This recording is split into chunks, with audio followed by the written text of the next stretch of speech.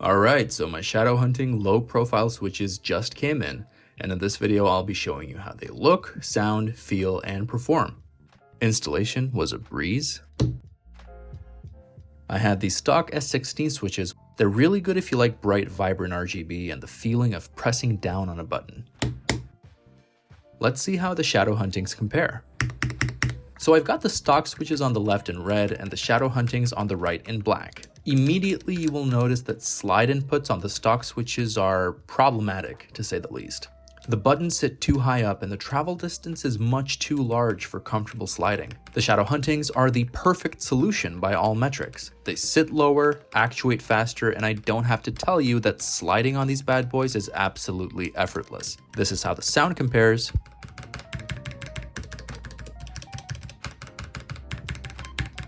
And with a closer look from a different angle, you can see just how low the shadow huntings actually sit. You can definitely feel the shorter travel distance as well. While filming these short presses, I had a feeling that I was going to have a much easier time doing single frame inputs. And spoiler alert, that hunch was 100% right, as you'll see from the hand-cammed gameplay in a bit.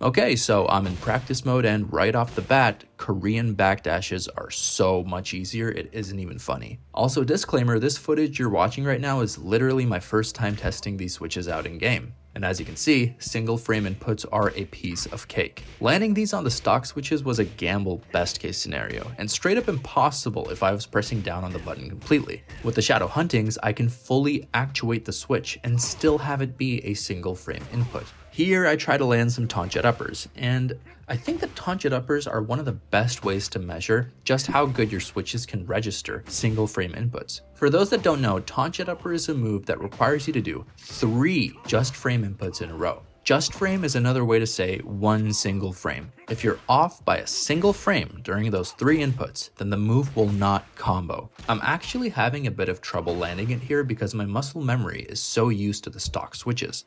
But after a couple attempts, boom, taunt jet upper. I land 2 more before moving on to an even harder move supposedly, which is taunt FF2, or in this case, taunt FF1+2, which is basically the same thing since I have 1+2 bound to a single button. The reason this move is thought to be harder than taunt jet upper is because it's the same concept of 3 just frame inputs in a row, but the first 2 inputs are on the same button this time, which means you do a just frame input, and as soon as the button comes back up, you do another just frame input again. There's zero leniency.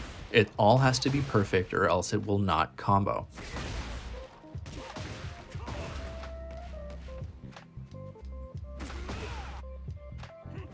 As you can see, I land more than a couple of them in short order. The shadow huntings are perfect for strict inputs.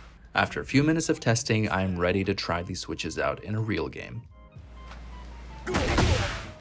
Taunt dashing is also much easier and more consistent. I used to mess it up and get a throw instead quite often on the stock switches. I'm going to be facing a god of destruction Heihachi on my first game with the shadow huntings.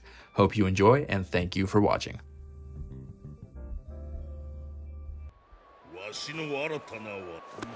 Round 1. Fight.